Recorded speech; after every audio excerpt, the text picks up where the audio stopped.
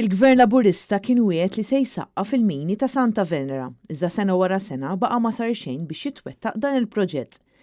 Sar il-kellim ewlieni tal-Partit Nazzjonalista Peter Raġus u l-kandidat għall-elezzjoni ġenerali u Minority Leader fil-Kunsill Lokali ta' Santa Venera Darren Karabot f'messaġġ illi wassu lill-midja minn fejn il-mini ta' Santa Venera.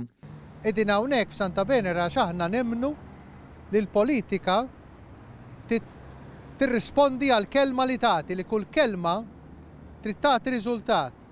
Mhux bħalma għamel il-Partit Laburista hawnhekk f'Santa Venera fejn wieħed wens, fejn wieħed tama lir-residenti ta' Santa Venera u kiser il-weda wara li tawh il-vot. Il-kellima qalu li minħabba żieda kbira fit-traffiku u l-fatt li għaddu eluf ta' karozzi ta' kuljum minn triq reġjonali f'Santa Venera, il-familji li jgħixu fuq dawn il-mini qegħdin isofru minn storbju eċċessiv u qed iħossu l-effetti ta' tniġġis tal-arja.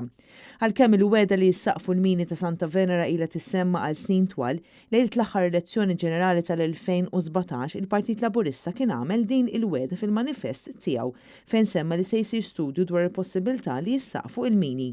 Sentejn wara lejlet l-elezzjoni tal-Kunsilli Lokali, il-Partit Laburista reġa' ntrabat li jsaqqa fil-mini f'4 snin u saħansitra qal li kien alloka il-fondi fil-budget ta' dik is-sena. Sissa ir-riżultat huwa dan ta' warajna, vojt.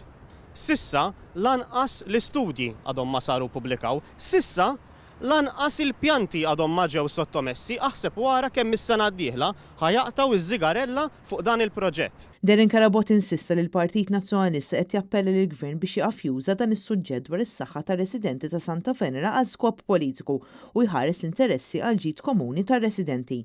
Dan għaliex ir-residenti ta' Santa Venera mhumiex tat-tieni klassi u jisħoq ilhom ferm aħjar.